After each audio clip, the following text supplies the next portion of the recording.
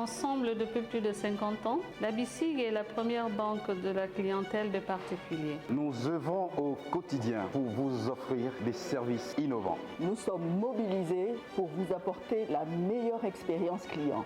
Nous restons disponibles pour vous accompagner dans vos projets. La BICIG est heureuse de vous souhaiter ses vœux de santé, de réussite, de prospérité et de bonheur. Nous croyons qu'un avenir encore meilleur se profile. Car avec vous, tout devient possible. Bonne heureuse année. Bonne et heureuse année. Bonne et heureuse année. Heureuse année. Heureuse année. Heureuse année 2024. 2024. 2024. 2024. Bonne heureuse année 2024. BICIG. Ensemble depuis plus de 50 ans, avec vous, tout devient possible.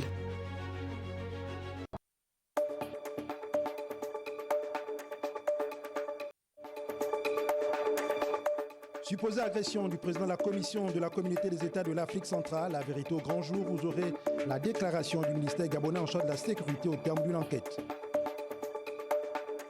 Encore des divergences au sein de la communauté musulmane du Gabon. Les deux branches qui se sont formées au sein du CESEG ont tenu chacune son point de presse. Les détails dans ce journal. Les violences et leurs impacts, les femmes sont le plus souvent victimes. Dans ce journal, Raïssa Eva et Guy Serge Binzambou nous présentent les formes de violence dont sont victimes les hommes. Coopération militaire, les unités sous-régionales en formation pour mieux défendre leurs parties respectives face aux multiples dangers auxquels celles-ci peuvent faire face.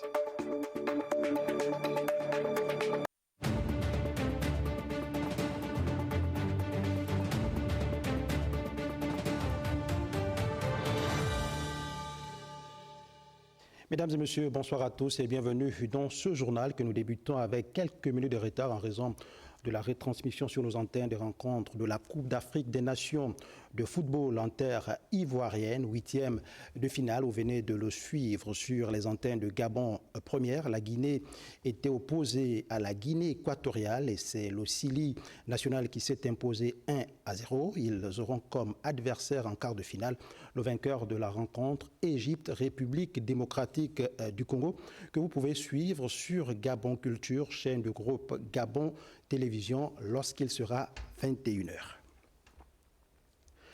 Tentative de violence ou supposée tentative de violence rendue publique par le président de la commission de la CEAC à son endroit. Après enquête, le gouvernement gabonais livre la vraie version des faits à travers un communiqué du ministère de l'Intérieur et de la Sécurité.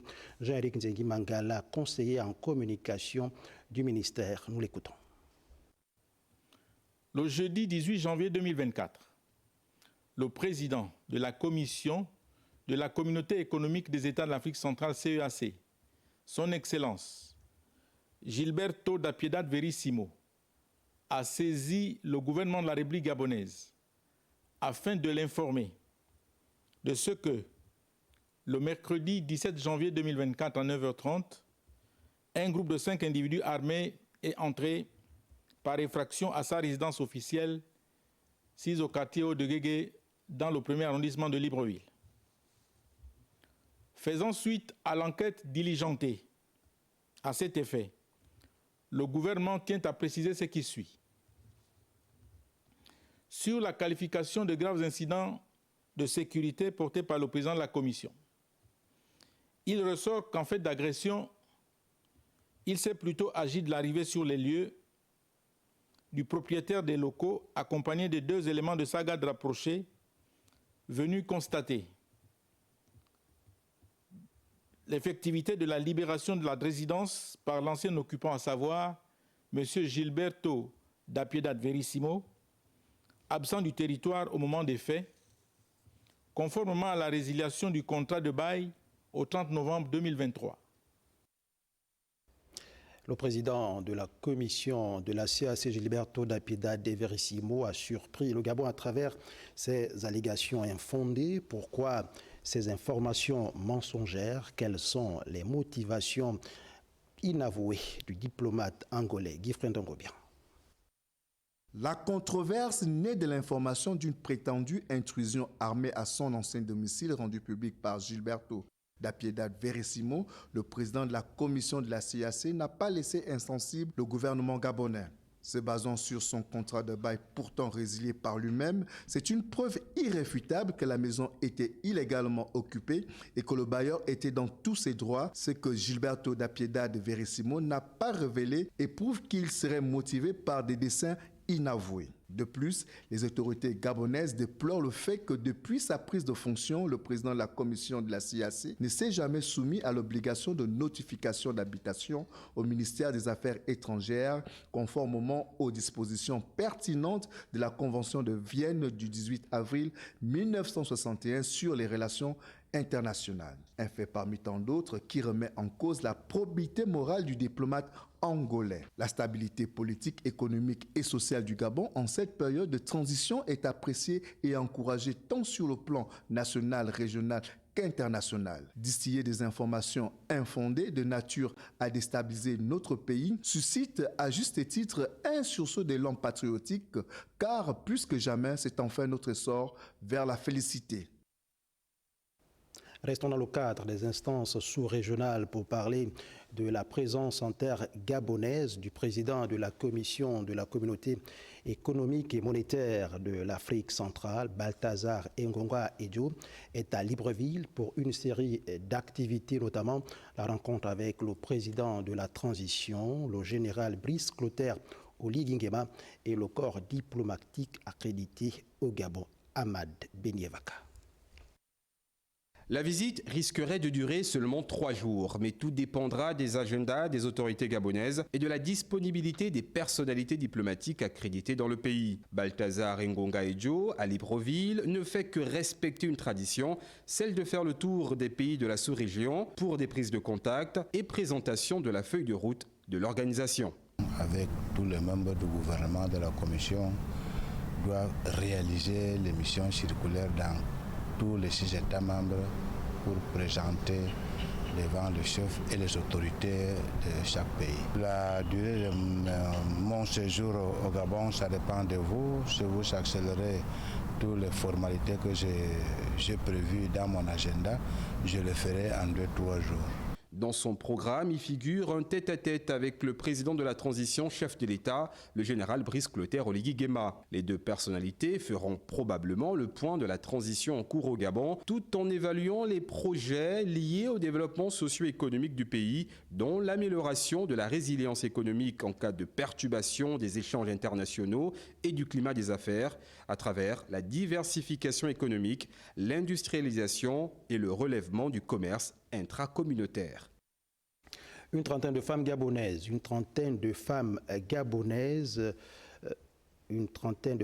disais-je, formées sur la solution 1325 du Conseil de sécurité des Nations Unies, un enseignement en médiation qui permet à la femme de jouer un rôle crucial dans le maintien de la paix et la gestion des conflits. Lardingeba Mba, Alexandre Kogué. La résolution 1325, instrument onusien, adoptée le 31 octobre 2000 par le Conseil de sécurité des Nations Unies, dont l'objectif est d'amener la femme à être l'épicentre dans le maintien de la paix et de la gestion des conflits à travers le monde. 82 pays, dont 26 en Afrique, disposent de plans d'action. Nous sommes ici dans un atelier de formation des femmes parce que quand la femme n'est pas formée, elle va revendiquer sans pourtant savoir pourquoi elle revendique. Donc nous sommes là pour donner des outils aux femmes. Il y a plusieurs modules sur les différents conflits, sur les différentes médiations. Comment mener une médiation efficiente? Quel outil pour une négociation et une résolution des conflits optimales? Une trentaine de femmes venues d'horizons différents renforcent leur capacité au siège de l'UNOCA à Libreville.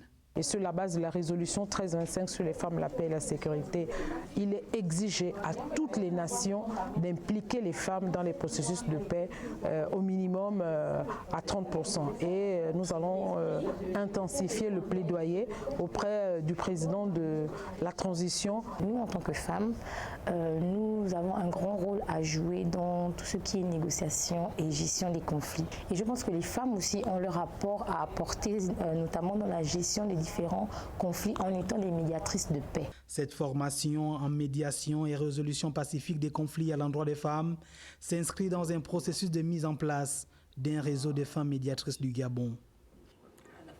Il existe plusieurs formes de violence et les victimes sont légion au regard des conséquences. Un accompagnement psychologique s'impose. Parlons-en avec Raissa Eva Aingon et Guy Serge Linzambou. Ils ne sont pas à l'abri des violences physiques, verbales ou psychologiques. Peu importe la forme, le phénomène des violences touche également les hommes. Ce qui m'est arrivé est tellement douloureux, tellement difficile à expliquer. Ça fait des jours que je n'arrive pas à dormir, à force de repenser en fait à tout ce qui m'est arrivé.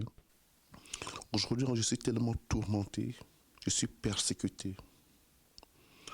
Ce soir, en fait, j'appelle à l'autorité, à Monsieur le Président de la République, de venir en fait à mon aide. On en parle très peu, mais les abus sont récurrents et se caractérisent parfois par un comportement moral agressif ou violent d'un individu vis-à-vis d'un autre. Lorsqu'on parle de violence, on regarde juste les femmes, mais les hommes aussi sont aussi touchés. Bien que c'est un fléau qui est plus ou moins tabou, mais nous avons des hommes qui sont violentés dans leur famille. Il n'y aura pas de réprimande ou de raillerie, de moquerie, de venir voir un psychologue parce qu'on ne peut pas faire quelque chose. Parler, justement, ça libère. La vulnérabilité, ça ne tue pas. On se dit, si je parle, tout le monde le saura, ou si je parle, on se moquera de moi.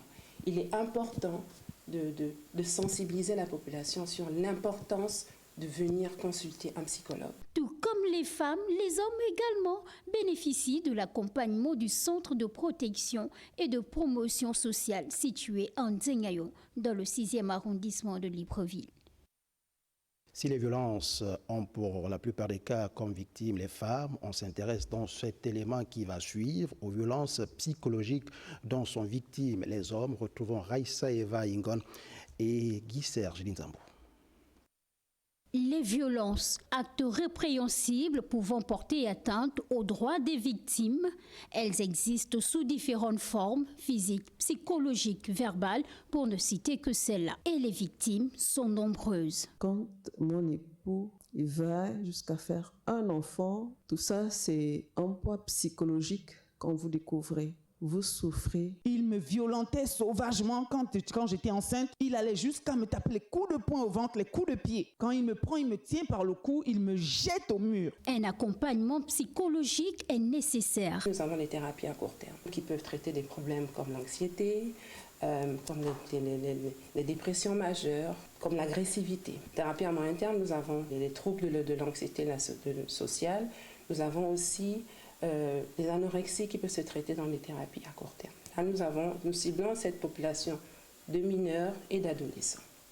Maintenant, dans les thérapies à long terme, la durée de la pathologie est très importante parce qu'elle nous permet d'établir une thérapie qui pourra aider la victime présente à non seulement assumer ses maux, mais aussi à assumer la valorisation et la revalorisation de soi. Au Gabon, pour accompagner les victimes de violences, l'État a créé le Centre de protection et de promotion sociale pour la prise en charge des victimes de violences situé en Nzengayo, dans le 6e arrondissement de Libreville. Peu importe les formes, l'impact des violences sur les victimes est considérable. Pour lutter contre ce phénomène et accompagner les victimes des deux sexes, l'État gabonais a mis en place certains mécanismes tels que le centre d'accueil des victimes, un centre visité par nos reporters Sheila Mibale et Guy Serge Linzambou. Situé dans le 6e arrondissement de la commune de Libreville, le Centre de protection et de promotion sociale offre une prise en charge gratuite aux victimes de violences basées sur le genre, mais également en place un accompagnement complet aux personnes des deux sexes. Le point de départ de ce parcours de prise en charge, après l'accueil, la visite médicale. On reçoit des patients qui arrivent avec des lésions physiques, des blessures assez graves. Nous attelons à la prise des paramètres vitaux pour assurer à la victime un bon déroulé de la procédure dans le centre. Après ces étapes, la victime est orientée vers d'autres services. Lorsque les victimes sont hébergées au niveau du centre, tous les examens médicaux prescrits par notre médecin sont pris à notre charge.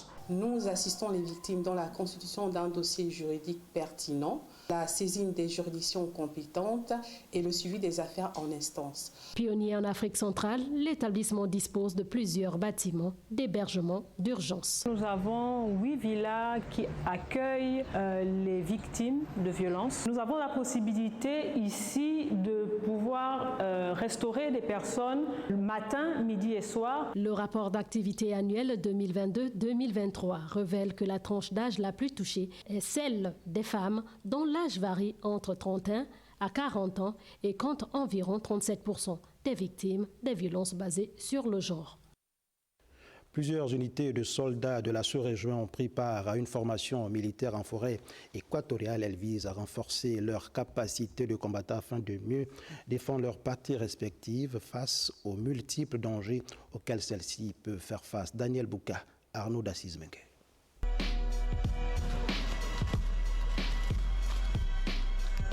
Comment réagir à toute éventualité en pleine nature quand on est soldat? Voilà l'essence de cette formation militaire placée sous le thème « La protection des ressources naturelles et de l'environnement » à laquelle ont participé plusieurs unités sous-régionales.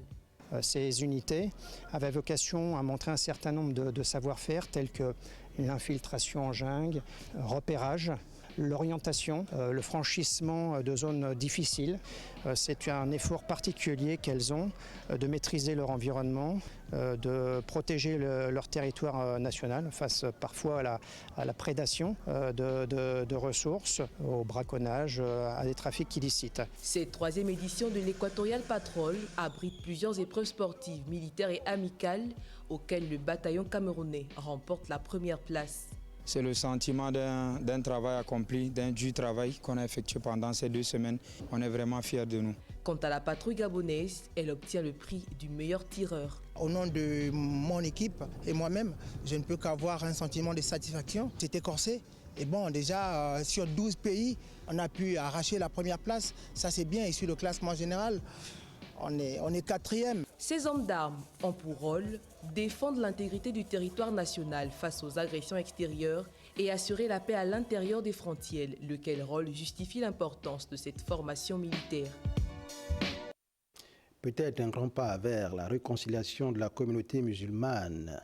Musulmans et responsables actuels du CESEG se sont donc réunis à la mosquée Hassan II de Libreville. Il était question pour la branche dissidente de marquer sa réintégration au sein du Conseil supérieur des affaires islamiques du Gabon. On fait le point avec Joyce Lorna-Wanki. Cette rencontre de la mosquée Hassan II est un grand pas vers la réconciliation de la communauté musulmane après une longue période de divergence. Notre action initiale, bien que motivée par la volonté de réforme et d'amélioration, s'est écartée des principes fondamentaux régissant notre institution.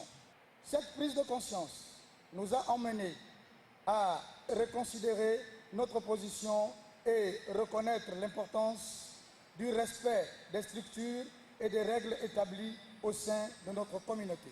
Face aux responsables actuels du CESEG, les théologiens justifient cette démarche tout en demandant pardon pour certains égarements. Ce principe de réconciliation et de rechercher des solutions pacifiques est au cœur de notre décision de revenir au sein du CSEG.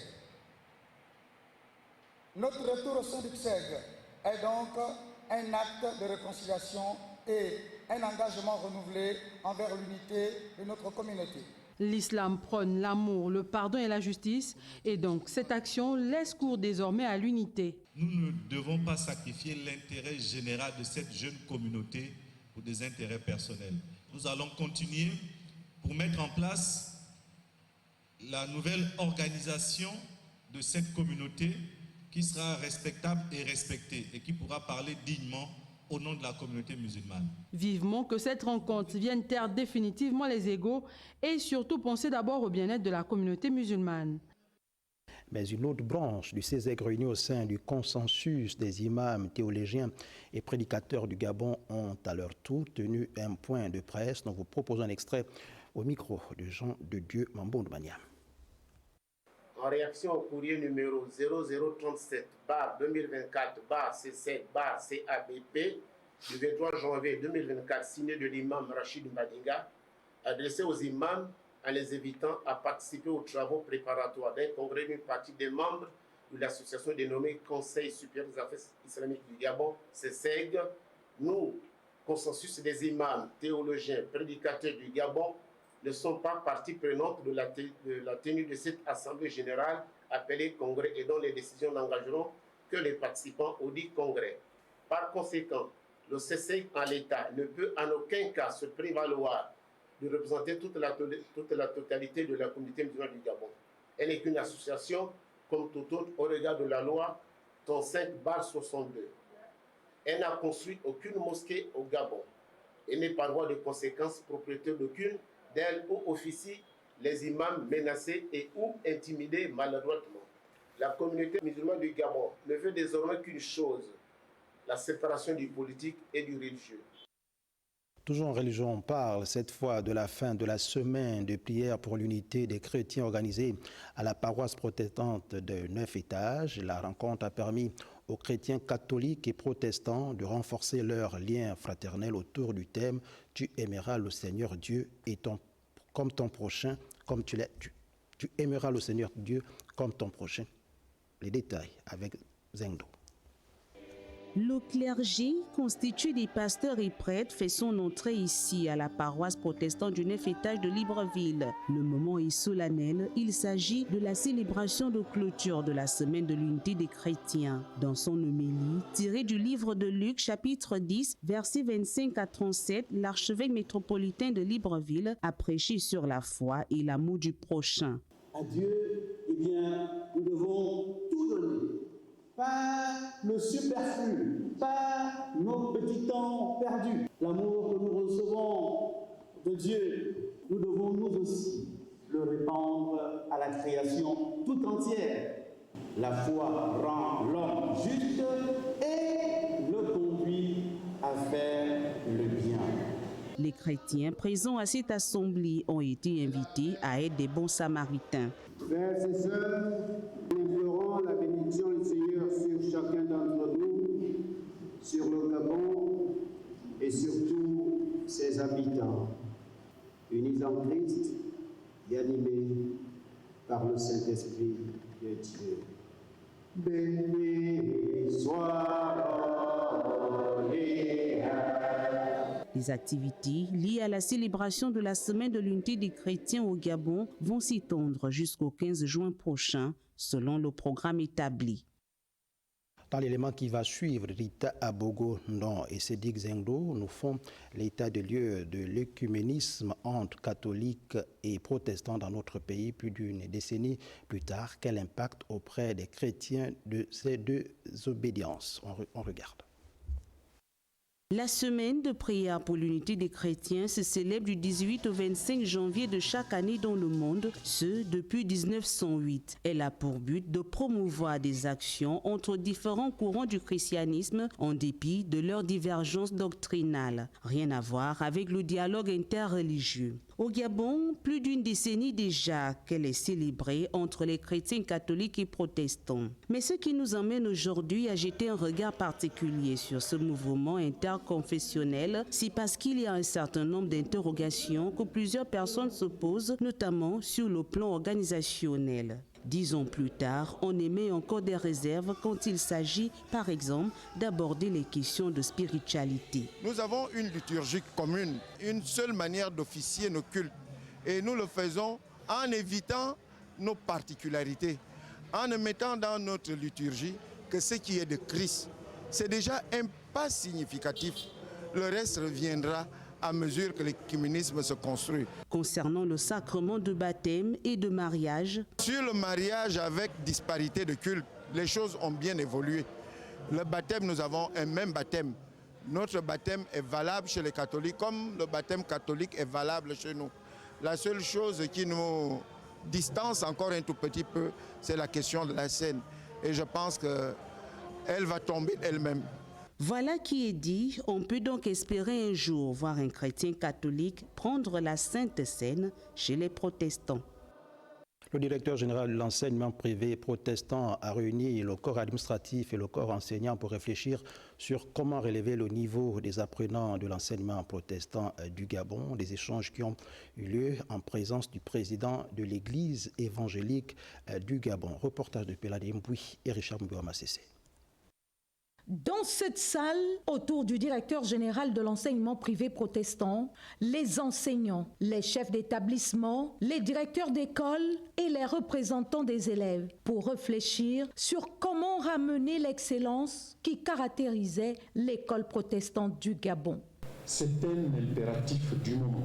Il faut sauver l'école protestante. Nous avons bon espoir que l'Église saura soutenir vivement ce terrain de restructuration de son œuvre scolaire. Une démarche courageuse qui trouve l'assentiment de tout le corps enseignant qui sollicite tout de même quelques doléances pour mener à bien cette mission.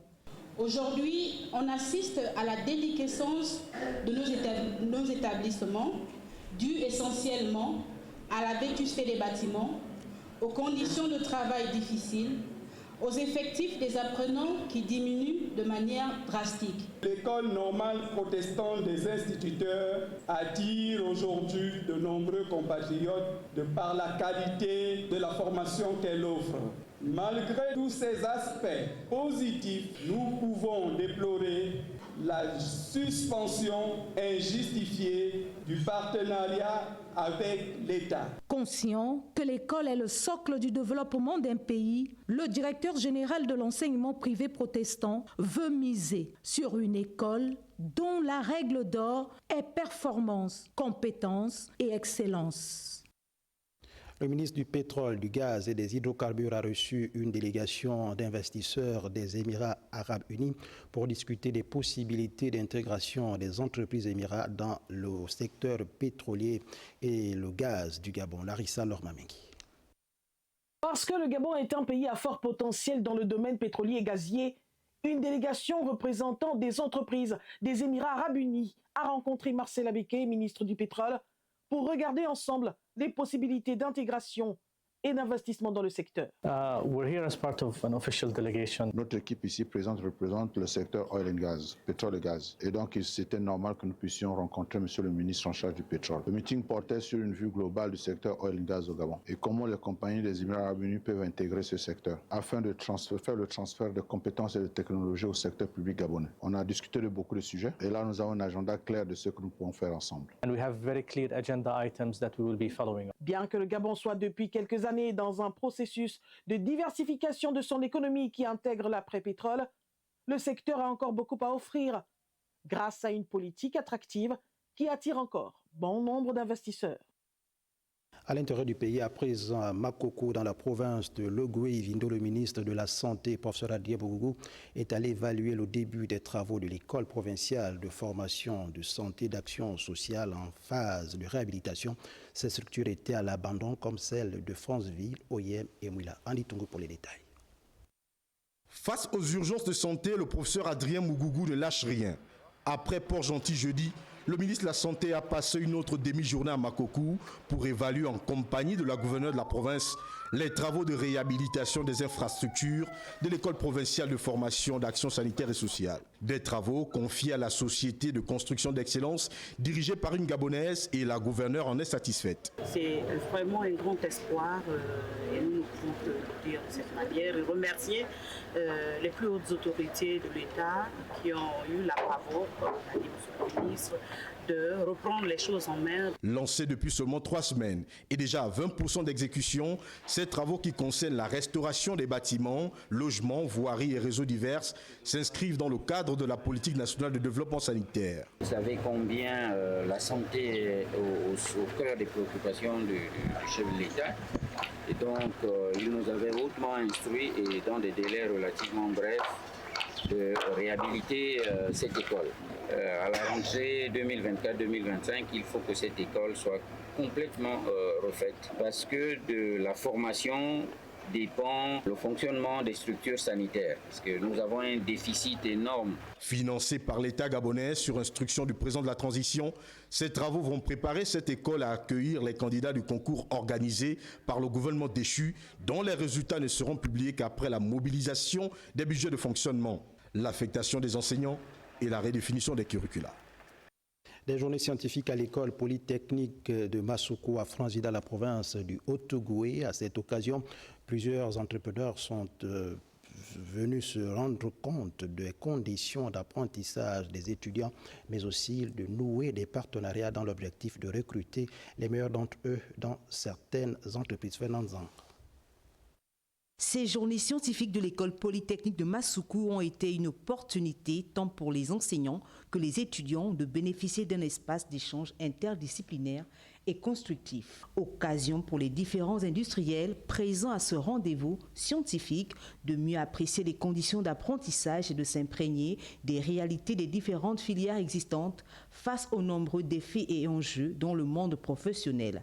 L'implication des entrepreneurs est une aubaine. Nous avons essayé de dégager les différents axes de partenariat qui peuvent être menés tout en menant une politique de gagnant-gagnant entre l'industrie et l'université. Il y a tellement de choses à faire et je pense que nous sommes sur la bonne voie. Avec ces acquis, les priorités et les défis majeurs de cette école polytechnique pourront être comblés. Les industriels que nous sommes, donc pour moi il était important de regarder comment accompagner valablement l'université de par ces grandes écoles, de par le savoir-faire des industriels et des professionnels que nous sommes et améliorer, apporter notre contribution à la meilleure formation des étudiants.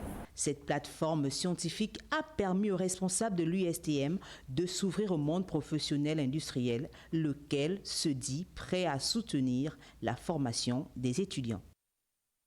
À la faveur du programme d'appui à la gouvernance des infrastructures régionales, une série de formations à l'endroit de l'administration et même des institutions s'est tenue durant plusieurs jours. L'objectif étant d'apprendre aux participants des outils de planification des infrastructures et d'éthique. On regarde avec Laris Kalormamiki. Après 2 semaines de formation sur la gouvernance d'éthique et la planification des infrastructures, les participants à cet atelier organisé par l'Union européenne à l'endroit de l'administration gabonaise se disent désormais outillés. Nous avons appris comment élaborer des plans stratégiques, comment améliorer nos pratiques quotidiennes au sujet de la gouvernance, de la planification, avoir une approche logique quand on fait nos projets. Donc toutes ces notions-là vont nous permettre d'améliorer nos pratiques dans nos administrations. C'est vraiment une semaine très enrichissante et j'espère que chacun de nous s'en sortira avec une bonne expérience et pourra pratiquer, mettre en application ces différents outils. La présentation des outils de gouvernance, mais aussi des travaux pratiques pour une meilleure compréhension. Il leur fallait acquérir les outils nécessaires pour assurer disons, une bonne planification du développement de ces infrastructures-là.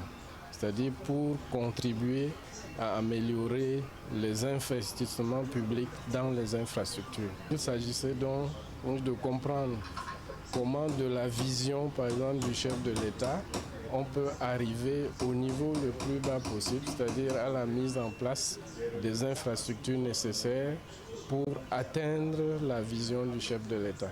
C'est à travers le programme d'appui à la gouvernance des infrastructures régionales et nationales de l'Union européenne que cette série de formations a été rendue possible. Une initiative qui a toute sa pertinence dans une ère où l'éthique représente l'avenir de l'Afrique, du Gabon.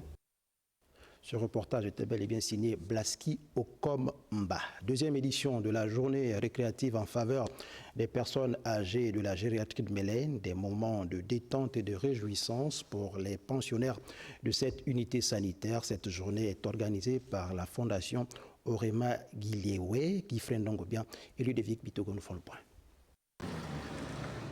Soins du visage, des pieds et des mains et remise des cadeaux aux pensionnaires de la gériatrie de Mélène, des actions qui s'inscrivent dans le cadre de la deuxième édition de la journée récréative en faveur des personnes âgées organisée par la Fondation Orema Guiliewe. Ça nous fait plaisir parce que ça n'arrive pas tous les jours aussi.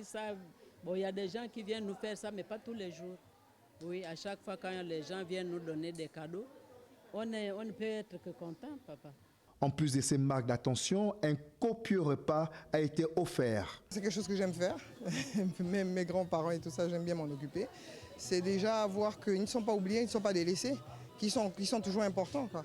Parce que souvent, quand on est âgé, on a l'impression qu'on est délaissé, qu'on ne sert plus à rien, mais ils servent encore à quelque chose.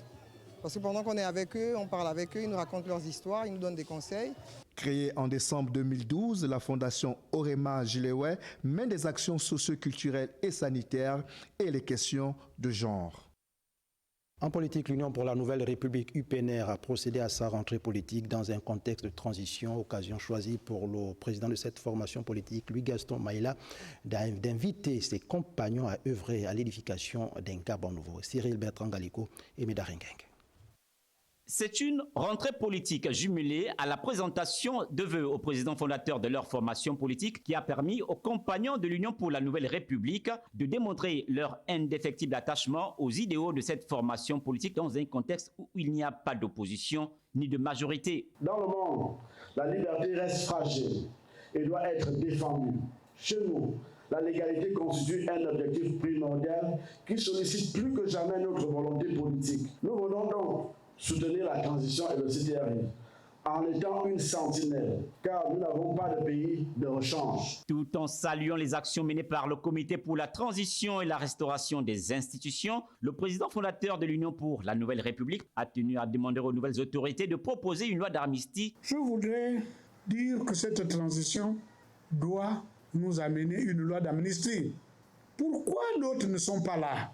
Parce qu'ils attendent d'avancer sur un chemin éclairé par une loi d'amnistie, où ceux qui hier ont pris des chemins différents, où ceux qui hier se sont trompés viennent dire « Mère patrie, me voici », avec les vins ouverts. Devant ses compagnons, Louis-Gaston Maïla a aussi profité de la chaleur des représentants des partis amis qui ont répondu unanimement que seuls les fondamentaux juridiques et politiques redéfinis consensuellement contribuent à assainir le climat politique général et relancer le pays sur la voie du développement. Les agents du ministère du Gaz, du Pétrole et du Gaz et des Hydrocarbures ont, au cours d'une cérémonie dédiée, présenté les vœux au ministre de tutelle Marcel Abeke. Un agapé a permis aux responsables de prôner la cohésion, le consensus et le dialogue au sein de la maison pétrolière Ariska Lormamiki. Dans une ambiance chaleureuse traduisant le climat de paix qui règne dans la maison pétrole, Marcel Abeke a communié avec les agents du département ministériel dont il a la charge dans le cadre d'une cérémonie de présentation des vœux, laquelle cérémonie a permis un échange franc, à bâton rompu, sur toutes les questions, mais également des propos empreintes d'espoir d'un traitement amélioré pour le personnel du ministère du Pétrole. Vous savez que nous avons une lourde mission, c'est celle d'optimiser les recettes pétrolières de l'État en vue de satisfaire un certain nombre d'objectifs qui se posent au niveau du pays. Les plus hautes autorités comptent énormément sur nous. Donc nous avons intérêt à être solidaires. Je vous ai assuré du maintien de vos acquis sociaux. Nous allons travailler pour améliorer encore même ces situations. Je suis très heureux de me retrouver aujourd'hui parmi vous. Cet esprit de solidarité spontanée que vous venez de manifester ne peut que m'encourager. Cette adresse de Marcel Abeke n'a pas laissé insensible l'assistance, qui se sent désormais galvanisée par cette marque de considération et de reconnaissance du travail acharné. Les acquis, c'est ce qui est le plus important dans notre ministère. Non seulement les acquis seront préservés, mais seront améliorés. Vous comprenez qu'un agent satisfait ne peut que travailler d'arrache-pied pour le développement de notre nation. Le ministère du Pétrole est un département incontournable dans la croissance économique de notre pays. Il participe également à la matérialisation de la politique sociale des plus hautes autorités, d'où la nécessité d'entretenir un climat propice à la productivité et à la prospérité partagée. Les Ninois résidant à Libreville se sont retrouvés hier dans un hôtel de la place autour du ministre de l'Agriculture et des dignitaires de la province de la Nyanga. Des questions liées au dialogue national et à l'unité des filles et fils de cette province ont été abordées. Joyce Lornawangi. Ils ont tous répondu à l'appel de Jonathan Inyumba. Jeunes, femmes, hommes, chômeurs, cadres et dignitaires de la province de la Nyanga saluent ce rassemblement des Ninois qui était aussi l'occasion d'évoquer des questions de l'heure. Partout, dans tous les coins, dans toutes les maisons du Gabon, les gens réfléchissent pour les assises du dialogue national. Les gens réfléchissent sur les institutions à venir, mais pour que nous puissions trouver de bonnes solutions, il faudrait que nous nous retrouvions, que nous travaillions ensemble. Je trouve que c'est une idée extraordinaire que nous nous retrouvions tous ici, mais ce n'est pas tout. Le respect entre nous et le fait que nous, les anciens, nous ne sommes pas encore morts. Nous attendons de voir la suite. Cette première rencontre des Ninois est le lieu de saluer la confiance du chef de la transition placé en ses fils pour accompagner le processus de la transition, non sans faire appel au patriotisme. Nous devons accomplir les missions qui nous incombent de façon consensueuse, avec le souci d'efficacité et de résultats attendus, tout en demeurant dans un comportement loyal à l'égard du président de la République et du CETERI.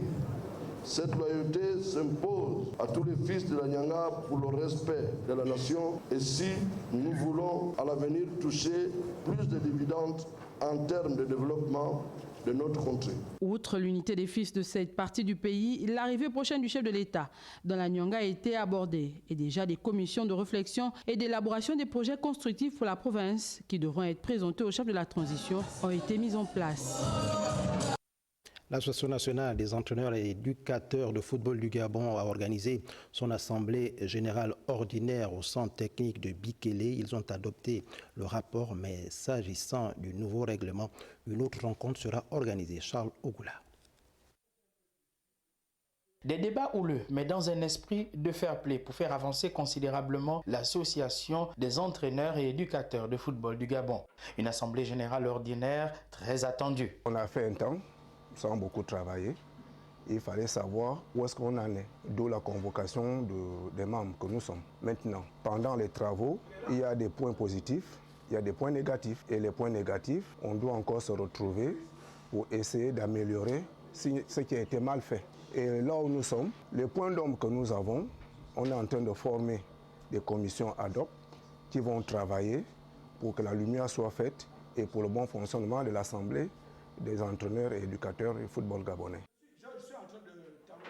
Mieux vaut tard que jamais, l'AEEFG a finalement tenu son assemblée générale ordinaire avec adoption des rapports, ce malgré plusieurs mois de retard. On devait la faire depuis pratiquement 8 mois, on n'a pas pu la faire puisque nous n'avions pas les moyens nécessaires. Il était normal qu'on rende compte à nos adhérents du travail que nous avons accompli entre-temps. Dans 6 mois, je vais déposer mon tablier parce que j'avais déjà dit lors de mon élection que je venais juste pour un mandat, pour travailler pour que les entraîneurs soient respectés. Le renouvellement du bureau directeur de cette association est donc prévu après un mandat placé sous le sceau de la restauration par le bureau sortant. Le tournoi Sixth Master League Corporate Football a connu son épilogue ce samedi 27 janvier et c'est l'équipe de CETRAG qui a été sacrée championne. Elle s'est imposée 2-0 face à la team de Seka Gadis. Loin du stress quotidien, en entreprise, les pratiquants du football d'un jour ont pris d'assaut le stade annexe d'Akanda. Il n'est pas question de manquer les finales du tournoi Master League en cette chaude journée.